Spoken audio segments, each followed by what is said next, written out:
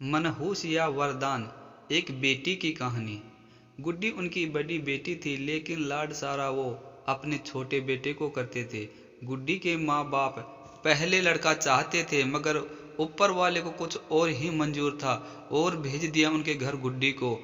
जब गुड्डी का जन्म हुआ तो कर्जदार उनके पिता को उठा कर ले गए थे। इस वजह से माँ उसे मनहूस मानने लगी, मगर यह मनहूसियत बस उनकी सोच भर में थी। उसी दिन उसके पिता की लॉटरी लगी और उनका सारा कर्जा उतार दिया गया। लेकिन ये तो भगवान ने किया था, गुड्डी कहाँ कोई पूछ रहा था। फिर 2 साल बाद उसके भाई का जन्म हुआ, भाई जिसका नाम अजय रखा गया था। उसका ये नाम गुड्डी ने तब सच कर दिखाया जब मौत उस पर अब जीत प्राप्त न कर सकी। 5वां जन्मदिन था। जन्मदिन की तैयारियां करते समय अचानक घर में आग लग गई। सब लोग भागकर घर से बाहर आ गए, लेकिन अजय और लाडो का कुछ पता न था। अचानक लाडो घर से बाहर आती दिखी। अपने से बस थोड़े से छोटे भाई को मुश्किल से वो उठा पा रही थी, लेकिन फिर भी वो उसे बचा कर ले आई। ऐसी ही कुछ घटनाएं भी हुई, लेकिन गुड्डी आज भी उनके लिए मनहूस ही थी। गुड्डी 20 साल की हो चुकी थी। एक दिन अचानक उसे तेज बुखार हुआ।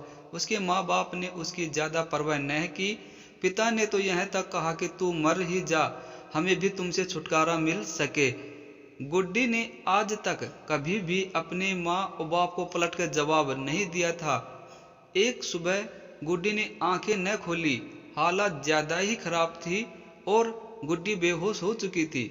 मजबूरन उसके माँ बाप को उसे अस्पताल में दाखिल करवाना पड़ा। देखिए, बुखार कई दिनों से है, जिसकी वजह से शरीर में काफ़ी कमजोरी आ गई है और खून भी काफ़ी कम हो गया है।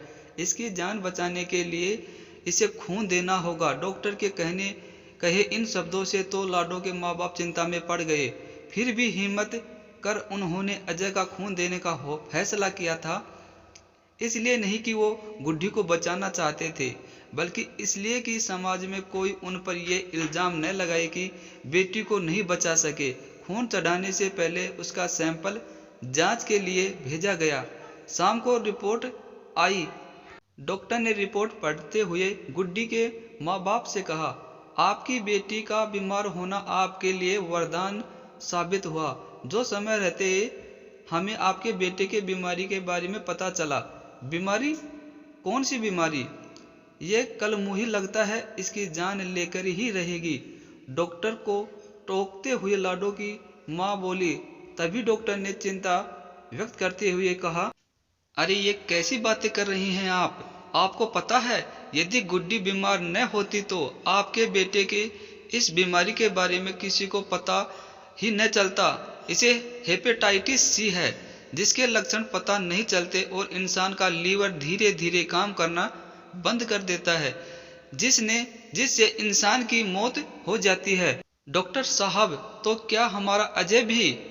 अजय के पिता ने उदास होते हुए डॉक्टर से पूछा, तो डॉक्टर ने तसल्ली देते हुए कहा, देखिए, अगर हेपेटाइटिस सी बीमारी का पता देरी से चले तो रोगी को बचाना मुश्किल हो जाता है, लेकिन पहले पता चल जाने पर उसे आसानी से बचाया जा सकता है। और अजय की इस बीमारी की अभी तो शुरुआत ही है। यदि गुड्डी की तबीयत खराब न होती तो शायद अजय की इस बीमारी का पता न चलता।